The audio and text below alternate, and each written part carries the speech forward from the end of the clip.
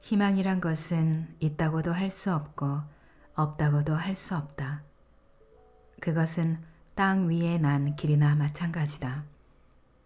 원래 땅에는 길이란 게 없고 걸어가는 사람이 많아지면 그게 곧 길이 되는 것이다.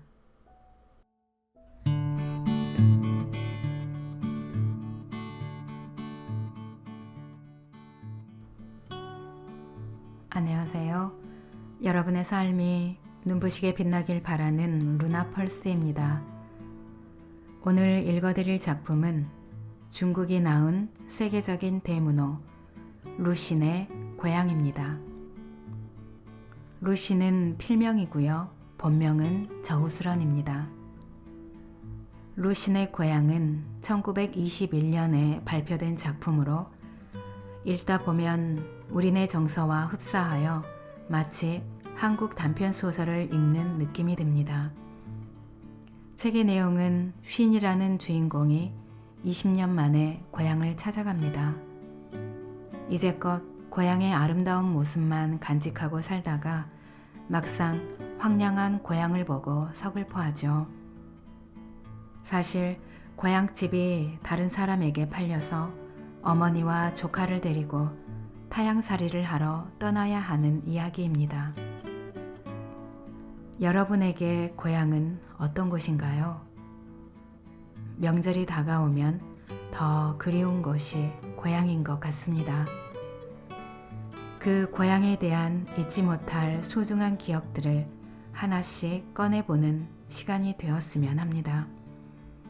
현실의 비애 속에서도 결코 포기할 수 없는 희망을 담아내고 있는 루신의 단편소설 고향과 함께 따스한 시간 되시기 바랍니다.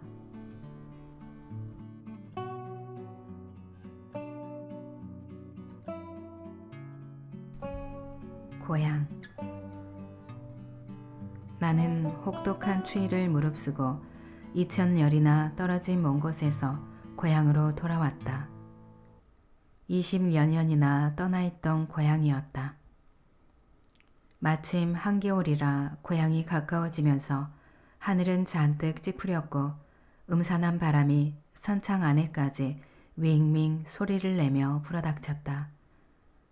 바람막이 휘장 사이로 밖을 내다보니 흐린 하늘 아래 여기저기 쓸쓸하고 황폐한 마을이 보였다.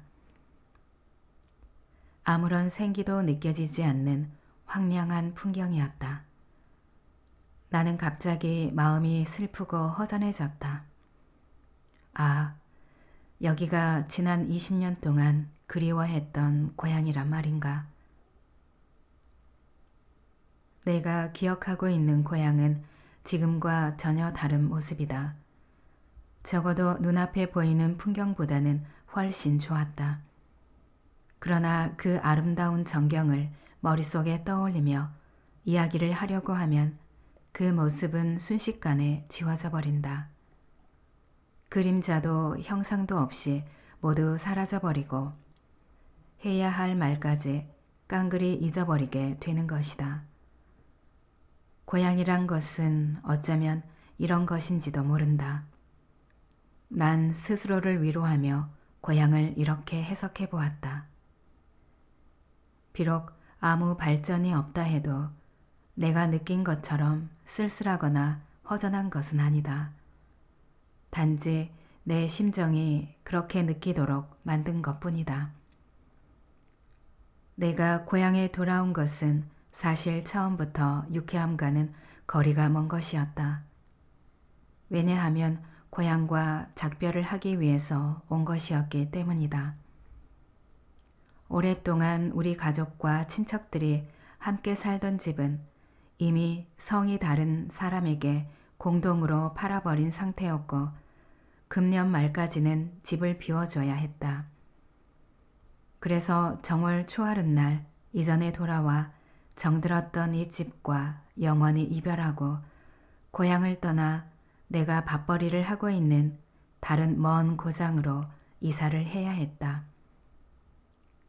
다음 날 아침 일찍 나는 고향집 대문 앞에 이르렀다. 기와 지붕 용마루 위에는 마른 풀들이 바람에 나부끼고 있었다. 그것은 이 오래된 집이 어쩔 수 없이 주인을 바꾸어야 하는 이유를 말해주는 것 같았다. 별채에 살던 다른 친척들은 이미 이사를 했는지 무척 조용했다. 우리 집 방문 가까이 갔을 때 어머니가 벌써 마중을 나와 있었다. 그리고 그 뒤를 따라 8살 난 조카 흥얼이 뛰어나왔다. 어머니는 나를 기쁘게 반겨주었지만 여러 가지 복잡한 심정을 감추고 있는 것 같았다. 나에게 차나 마시자고 하면서도 이사에 관해서는 선뜻 말을 꺼내지 못했다. 나를 한 번도 본 적이 없는 흥얼은 멀찍이 떨어져 내 얼굴을 바라보고만 있을 뿐이었다. 우리는 결국 이사 얘기를 꺼냈다. 나는 우리가 살 고장에 이미 새 집을 계약해 놓았고 가구도 몇 가지 사두었다고 말했다. 그리고 이제 집 안에 있는 목기들을 모조리 팔아서 필요한 가구를 더 장만해야겠다고도 했다. 어머니도 좋다고 했다.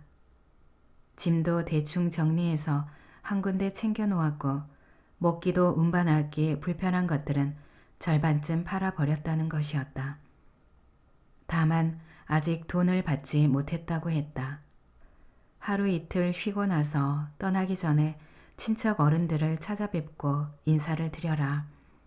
그런 다음에 바로 떠나자꾸나. 어머니는 이렇게 말했다. 네. 그리고 룬투 얘긴데 말이다. 그 애가 우리 집에 올 때마다 네 소식을 물으면서 너를 꼭 한번 만나고 싶다고 하더라. 네가 집에 도착할 날짜를 그 애한테 대충 알려줬으니 아마 곧 찾아올 거야. 그때 내 머릿속에는 묘한 그림 한 폭이 번갯불처럼 퍼뜩 떠올랐다. 진한 쪽빛 하늘에 둥그런 황금빛 보름달이 떠있다. 그 아래는 바닷가 모래사장에 수박밭이 끝없이 펼쳐져 있다. 그 한가운데 은목걸이를 한 12살쯤 되는 소년이 손에 쇠 작사를 들고 어떤 오소리를 힘껏 찌른다. 그러나 오소리란 놈은 몸을 한번 꿈틀하더니 소년의 가랑이 사이로 빠져 도망쳐버린다. 그 소년이 바로 룬트다. 내가 그를 알게 된 것은 기껏해야 10몇 살밖에 안 되었을 무렵이었다. 그러니까 거의 30년 전의 일이다. 그땐 아버지도 살아있었고 집안 형편도 좋아서 나는 그야말로 어엿한 집안의 도련님이었다. 그 해는 우리 집에서 조상에게 큰 제사를 치러야 할 차례였다. 그 제사는 30여 년 만에 한 번씩 차례가 돌아오는 것이어서 아주 정중하게 치러야 했다. 정월에 조상의 상 앞에서 제사를 지낼 때에는 차려놓는 물건도 많고 제기도 특별히 좋은 것을 골라서 썼다. 또 제사에 오는 사람도 무척 많아서 제기를 도둑맞지 않으려면 정신을 똑바로 차리고 있어야 했다. 그때 우리 집엔 망월이 한 사람 있었다. 우리 고향에서는 남의 집에서 일하는 사람을 3가지 부류로 나눈다. 1년 내내 한 집에 고용되어 일하는 사람은 장년, 날짜를 따져 남의 집에 가서 일하는 사람을 단공, 자기 농사를 지으면서 섣달 대목이나 명절 또는 도지료를 받아들일 때만 다른 집에 가서 일하는 사람을 망월이라 한다. 그런데 그때 일이 어찌나 바빴던지 그 망월이 아버지에게 말씀드리려 자기 아들 룬투에게 제기를 지키도록 했으면 좋겠다고 말했다. 자기 농사를 지으면서 섣달 대목이나 명절 또는 도지료를 받아들일 때만 다른 집에 가서 일하는 사람을 망월이라 한다. 그런데 그때 일이 어찌나 바빴던지 그 망월이 아버지에게 말씀드려 자기 아들 룬투에게 제 길을 지키도록 했으면 좋겠다고 말했다. 아버지는 그렇게 하라고 승낙했다. 룬트가 온다는 말에 나는 무척 기뻤다. 전부터 룬트라는 이름을 들어왔고 또 그 애가 나와 같은 또래인데 윤달에 그것도 오행 중에서 토가 빠진 날에 태어났다고 해서 이름을 룬트로 지었다는 걸 알고 있었기 때문이다. 나는 그 애가 새 덫을 놓아서 새를 잘 잡는다는 것도 알고 있었다. 그래서 나는 새해가 오기만을 목이 빠지게 기다렸다. 새해가 되면 룬트가 올 테니까 말이다. 가까스로 섣달 금음께가 되었을 때 어머니는 나에게 룬트가 왔다고 일러주었다. 나는 뛸 듯이 기뻐하며 밖으로 뛰어나갔다. 그 애는 부엌에 있었다. 발그스름하고 둥근 얼굴에 머리에는 조그마한 털모자를 쓰고 목에는 반짝반짝 빛나는 은목걸이를 걸고 있었다. 이것은 그 애의 아버지가 자기 아들을 얼마나 사랑하는지를 보여주었다. 그 애가 일찍 죽을까봐 부처님께 불공을 드리고 은목걸이를 걸어 룬트를 지키도록 한 것이다. 룬트는 사람들 앞에서는 무척 부끄러움을 탔지만 나에게는 그렇지 않았다. 사람들이 없을 때면 그 애는 내게 말을 걸어왔다. 한나절도 못 되어 우리는 금방 친해졌다. 우리가 그때 무슨 이야기를 했는지는 잘 기억이 나지 않는다. 단지 룬트가 성에 들어와서 무척 기쁘다고 했던 게 기억날 뿐이다. 그 애는 그동안 한 번도 보지 못했던 것들을 성 안에서 많이 구경했다고 말했다. 그 다음 날 나는 룬트에게 새를 잡아달라고 졸랐다. 그러자 룬트는 말했다. 그건 안 돼. 새를 잡으려면 먼저 눈이 많이 와야 해. 모래사장에 눈이 오면 눈을 쓸어 빈터를 만들고 거기에 짤막한 막대기로 대나무 소쿠리를 버티어 놓는 거야. 그 다음에 곡식 쭉정이를 뿌려 놓았다가 새가 와서 쪼아 먹으면 줄을 잡아당기는 거지.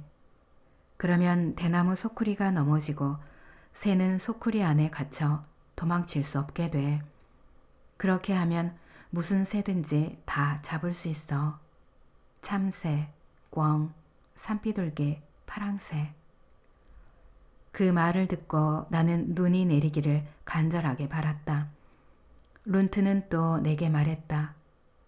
지금은 너무 추워. 나중에 여름이 되거든 우리 집에 놀러와. 우리는 낮엔 바닷가에서 조개 껍데기를 주워. 붉은 것도 있고 푸른 것도 있고 갖가지 조개들이 다 있어. 귀신을 쫓는 조개도 있고 부처님 손 같은 조개도 있어. 그리고 밤엔 아버지하고 수박을 지키러 간다. 너도 함께 가자. 네가 도둑도 지킨단 말이야? 아니, 우리 동네에선 길 가던 사람이 목이 말라서 수박 한 개쯤 따먹는 건 도둑질도 아니지. 우리가 수박을 지켜야 하는 이유는 두더지, 고슴도치, 그리고 오소리 때문이야. 달밤에 어디선가 사각사각 소리가 나면 그건 오소리란 놈이 수박을 깨물어 먹는 거야. 그러면 쇠 작사를 들고 살금살금 다가가서 그때까지 나는 오소리란 놈이 어떤 짐승인지 전혀 몰랐다. 물론 지금도 자세히는 알지 못한다. 그저 조그마한 개처럼 생긴 영악스러운 동물일 것 같다는 생각이 들 뿐이다. 그놈이 물거나 그러지 않아? 쇠 작살이 있잖아.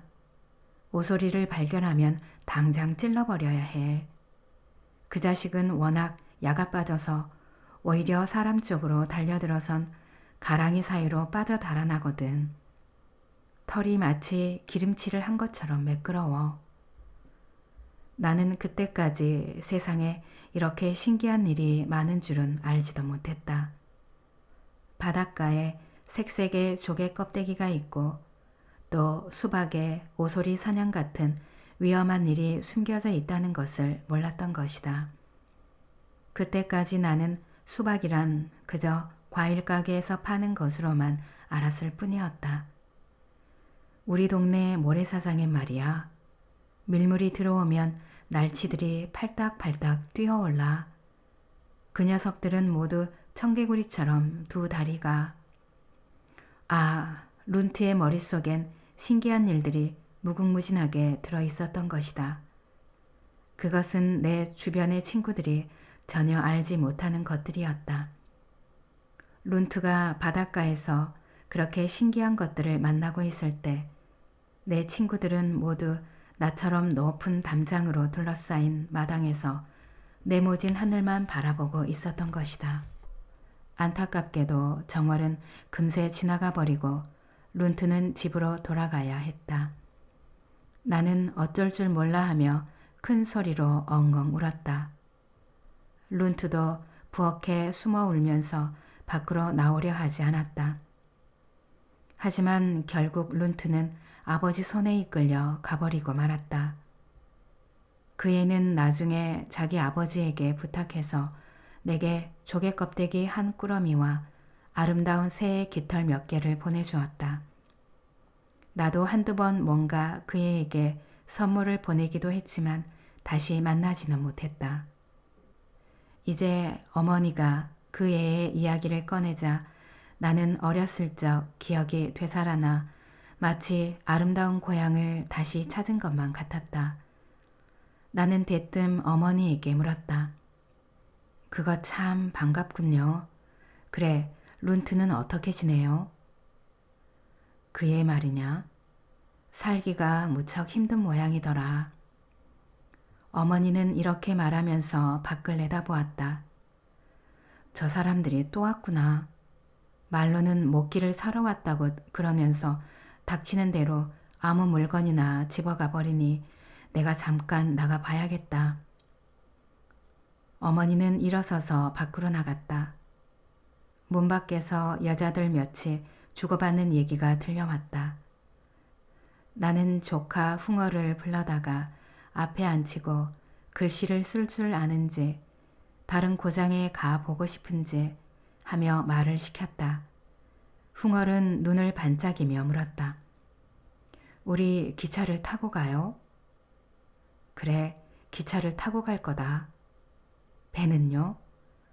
먼저 배를 타고 그런 다음에 어머나 세상에 이렇게 컸네. 수염도 길게 기르고.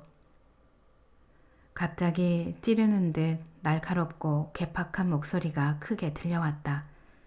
깜짝 놀라서 고개를 들어보니 광대뼈가 튀어나오고 입술이 얇은 50살가량의 여자가 내 앞에 서 있었다. 두 손을 허리에 얹고 치마도 입지 않은 채 두 다리를 벌리고 서 있는 모습이 영락없이 컴퍼스가 두 발을 벌리고 있는 것과 똑같았다. 나는 어안이 벙벙해져 그녀를 쳐다보았다. 날 모르겠어? 옛날에 내가 많이 안아줬는데. 나는 더욱 어리둥절할 뿐이었다. 마침 다행스럽게도 어머니가 들어오더니 옆에서 말을 해주었다. 저 앤 너무 오랫동안 객지에 나가 있어서 아마 까맣게 잊었을 거야. 어머니는 그러더니 나에게 말했다. 너도 잘 생각하면 기억이 날 거야. 저 양반이 우리 집 건너편에 사시던 양신의 둘째 아주머니시다. 왜 있지? 두부 가게를 하던. 아, 이제야 생각이 났다. 어렸을 때 우리 집 건너편 두부 가게에서 하루 종일 앉아있던 양신의 둘째 아주머니였다. 사람들은 모두 이 여자를 두부 가게 서시라고 불렀다. 하지만 그때는 하얗게 분칠을 했었고 지금처럼 광대뼈도 튀어나오지 않았던 것 같다. 입술도 이렇게 얇지는 않았다. 또 그때는 하루 종일 가게에만 앉아 있어서 그랬는지 이런 컴퍼스 같은 자세를 본 적이 없었다. 당시의 마을 사람들은 이 여자 덕분에 두부 가게가 잘 된다고 말하곤 했다. 하지만 그때만 해도 나는 나이가 어려서 그런 말에는 흥미가 없었기 때문에 그만 까맣게 잊어버리고 있었던 것이다. 그러나 이 컴퍼스는 몹시 기분이 상한 모양이었다. 마치 멸시하는 듯한 표정으로 나폴레옹도 모르는 프랑스인이나 워싱턴을 모르는 미국인을 비웃기라도 하는 듯 냉소에 가득 찬 목소리로 이렇게 말하는 것이었다. 잊었다고? 하긴 귀하신 양반이라 눈이 높으시다 이거지. 그럴 리가 있습니까? 전 그저 그럼 내 도련님한테 할 얘기가 있어. 도련님네는 부자가 됐고 또 이렇게 무거운 짐들을 일일이 운반하기도 거추장스러울 테니 내게 주시오. 이런 낡고 하잘것없는 목기들을 어디다 쓰겠소. 우리 같은 가난뱅이에게나 쓸모가 있지. 난 부자가 아닙니다. 또 이걸 팔아야 그 돈으로. 내 참 큰 벼슬까지 한다던데 부자가 아니라고. 소실이 셋이나 되고 문 밖에만 나서면 8사람이 떠매는 큰 가마를 타면서도 부자가 아니란 말이야. 그런 말로 날 속일 순 없지. 나는 무슨 말을 해도 소용이 없다는 걸 깨닫고는 그저 입을 다물고 있었다. 원 세상에 부자가 될수록 지갑끈을 쥐고 지갑끈을 쥘수록 더욱더 부자가 된다더니 정말 그 말대로일세. 컴퍼스는 화가 나서 돌아서더니 투덜거리며 밖으로 나갔다. 나가면서 슬쩍 어머니의 장갑 한 켤레를 머리춤에 찔러놓고 사라져버렸다. 그 다음에는 또 근방에 사는 친척들이 찾아왔다. 나는 그들을 상대하면서 틈틈이 짐을 꾸려야 했다. 이렇게 사나흘이 지나갔다. 날씨가 몹시 춥던 어느 날 오후 나는 점심을 먹고 차를 마시며 앉아 있었다. 그러다가 나는 부랴부랴 몸을 일으켜 그를 맞으러 나갔다. 그는 바로 룬트였다. 그를 보자마자 나는 그가 룬트라는 것을 금방 알 수 있었다. 그러나 내가 기억하고 있던 그 룬트는 아니었다. 키는 갑절이나 커졌고 옛날 발그스름하던 둥근 얼굴은 누렇게 윤기가 없어졌다.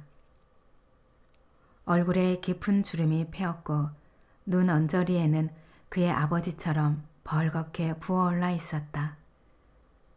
바닷가에서 농사를 짓는 사람은 하루 종일 바닷바람을 쐬기 때문에 대개 이런 모습을 하고 있다는 것을 나는 알고 있었다. 그는 너덜너덜한 털모자에 얇은 속옷을 걸치고 있었다. 추위에 덜덜 떠는 모습은 초라하고 안돼 보였다. 손에는 종이봉지 하나와 기다란 담뱃대가 들려 있었다. 그 손 역시 내가 기억하고 있던 통통하고 혈색 좋은 손은 아니었다. 거칠고 갈라지고 여기저기가 터진 게 마치 소나무 껍질 같았다.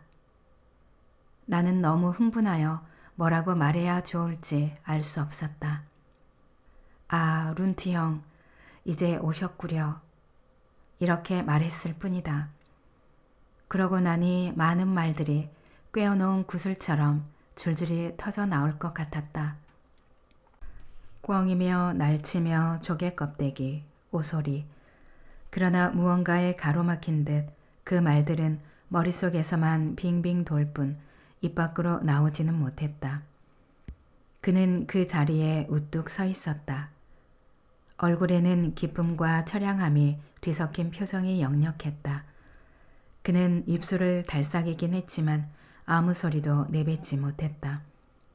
마침내 그는 공손한 태도를 취하더니 분명히 이렇게 불렀다. 나으리. 나는 오싹 소름이 끼치는 것 같았다. 순간적으로 나는 우리 둘 사이에 이미 두꺼운 장벽이 가로막혀 있다는 것을 알았다. 서글프게도 나는 아무 말도 할 수 없었다. 그는 뒤를 돌아보면서 말했다. 쇠이성, 나으리께 인사를 드려라. 그는 자기 등 뒤에 숨어있던 어린아이를 앞으로 끌어냈다. 그 아이야말로 20년 전 룬트의 모습 그대로였다. 단지 안색이 나쁘고 비쩍 마른 데다 목에 은목걸이가 없을 뿐이었다. 이놈이 5째 놈입니다. 아직 세상 구경을 못해서 그런지 비실비실 낯만 가리고 어머니와 흥얼이 2층에서 내려왔다. 룬트의 말소리를 들은 모양이었다. 룬트는 어머니에게 말했다. 마나님, 보내주신 편지는 벌써 받았습죠. 나리께서 돌아오신다는 것을 알고 얼마나 기뻤는지. 룬트, 자네 왜 이렇게 어색하게 인사치레를 하나? 옛날에는 둘이 너하고 부르지 않았나? 옛날같이 그냥 휜이라 부르게나. 어머니는 룬트를 보고 기뻐하며 이렇게 말했다. 참, 마나님도 무슨 말씀을. 그게 될 법이나 한 얘깁니까? 그땐 철없을 때라 아무것도 모르고. 룬트는 이렇게 말하면서 또 쇠이성더러 나리께 인사를 드리라고 했다. 하지만 아이는 여전히 부끄러워하면서 제 아버지 등 뒤에 찰싹 달라붙어 있었다. 어머니가 말했다. 그 애가 쇠이성인가? 5째랬지. 모두 낯선 사람뿐이니 겁을 내는 것도 당연하지. 얘 흥얼아, 네가 쇠이성이랑 같이 밖에 나가 놀아라. 흥얼은 이 말을 듣고 쇠이성에게 손짓을 했다. 쇠이성은 그제야 가벼운 걸음으로 흥얼과 함께 밖으로 나갔다. 어머니는 룬트에게 자리에 앉으라고 권했다. 그는 한참 동안 망설이다가 겨우 자리에 앉았다. 그는 긴 담뱃대를 탁자 옆에 기대 놓더니 종이봉지를 앞으로 내놓으며 말했다. 겨울이라서 드릴 만한 게 없어서 이건 푸르데콩을 말린 것인데 변변치는 않지만 그래도 저희 집에서 말린 것이라 나리께서 맛이라도 보시라고. 나는 그에게 사는 형편이 어떤지를 물었다. 그는 머리를 좌우로 흔들었다. 말이 아닙니다. 6째 놈까지 나서서 집안일을 거느는데도 말이 아닙니다. 6째 놈까지 나서서 집안일을 거두는데도 먹고 살 수가 없어요. 세상은 온통 뒤숭숭하고 이유도 없이 여기저기서 돈만 마구 걷어가고 그러니 버는 게 형편이 없죠. 수출도 점점 나빠져요. 농사를 지어서 내다 팔려고 하면 세금만 몇 번씩 내야 합니다. 그러니 본전만 까먹고 말죠. 팔지 않고 두자니 그냥 썩혀버릴 형편이고요. 그는 또 머리를 흔들어댔다. 갈래갈래 주름이 새겨진 룬트의 얼굴은 석상처럼 표정의 변화가 없었다. 그가 느끼는 감정은 오직 괴로움 뿐이었다. 그런데 그것을 표현하려 해도 표현할 방법이 없는 듯했다. 그는 잠시 입을 다물고 있더니 담뱃대를 들고 묵묵히 빨았다. 어머니가 이것저것 묻는 중에 그는 집안일이 바빠서 내일 돌아가야 한다고 말했다. 그가 점심도 먹지 않은 것을 알고 어머니는 부엌에 가서 손수 밥을 볶아 먹도록 일렀다. 그가 나간 뒤 어머니와 나는 그의 사정을 이야기하며 탄식했다. 자식들은 많고 농사는 해마다 흉작이고 세금은 가혹하게 많았다. 군인, 강도, 벼슬아치들, 지방 토호들 따위들이 그를 괴롭혀 장승처럼 만들어버린 것이다. 어머니는 우리가 가져가지 않아도 될 물건은 모두 그에게 주고 그에게 갖고 싶은 걸 직접 고르게 하자고 했다. 오후에 그는 몇 가지 물건들을 골랐다. 기다란 탁자 2개와 의자 4개, 향로와 촛대 1벌씩, 그리고 짐을 짊어질 때 쓰는 가로대 1개였다. 그는 또 쟤를 전부 달라고 했다. 우리가 떠날 때 배로 실어 가겠다는 얘기였다. 밤에 룬투와 나는 또 이런저런 이야기를 나눴다. 그러나 별로 중요하지 않은 잡담일 뿐이었다. 다음 날 아침 일찍 그는 쇠이성을 데리고 돌아갔다. 그로부터 아흘해가 지났다. 바로 우리가 떠나야 할 날이 온 것이다. 룬트는 아침 일찍부터 우리 집에 와 있었다. 그러나 쇠이성은 데려오지 않고 그 대신 5살짜리 계집애를 데리고 와서 배를 지키도록 했다. 우리는 하루 종일 정신없이 바빴다.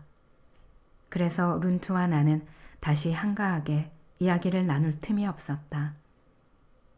집으로 찾아온 손님들도 적지 않았다.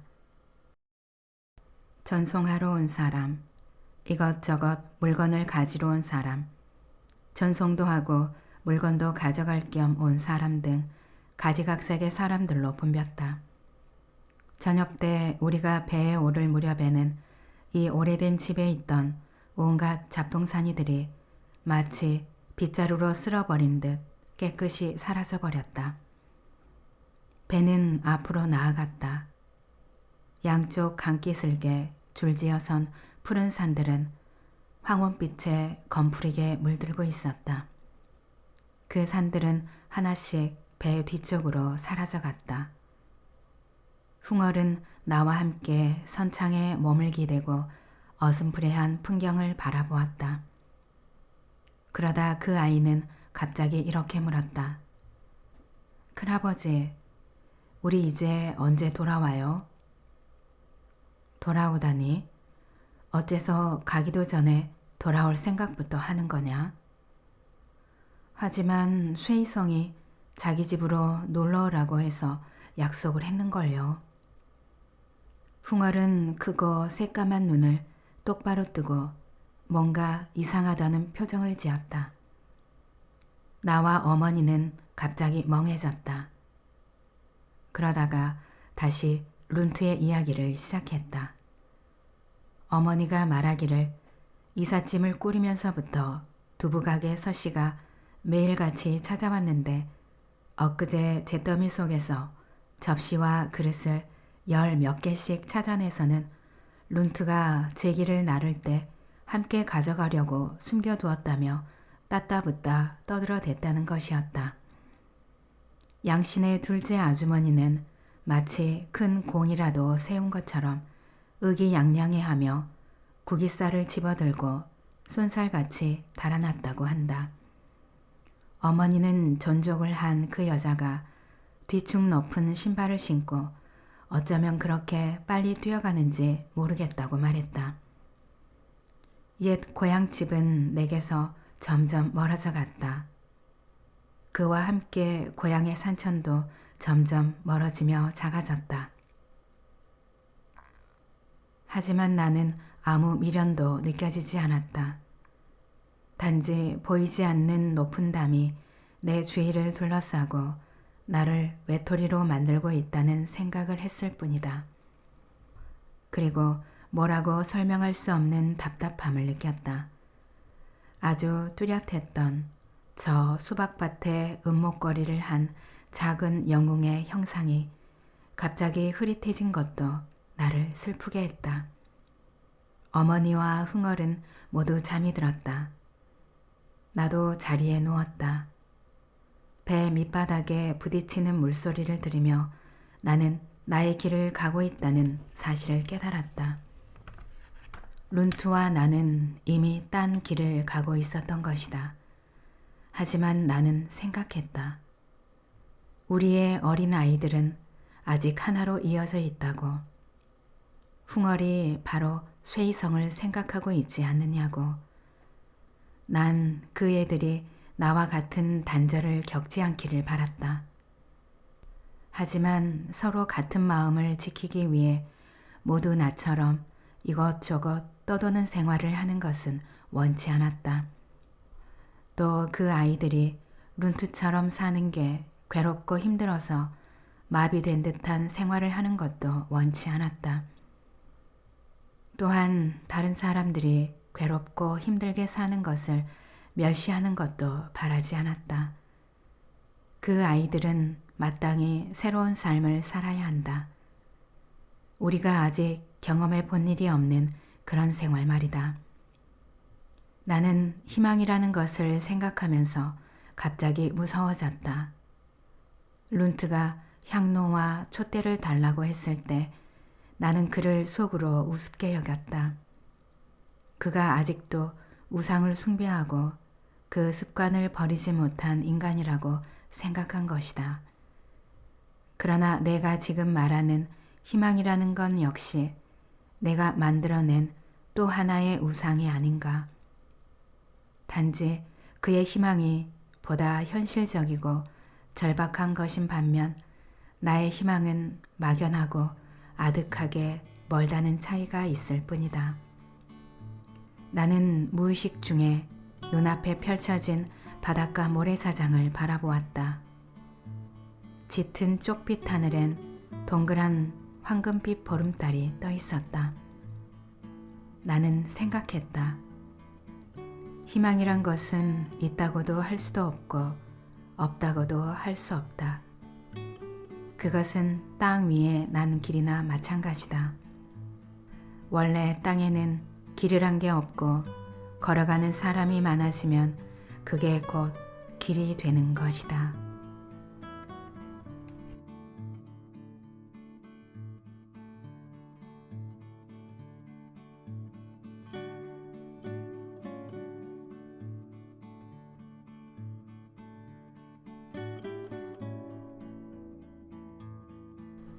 낭독은 여기까지입니다.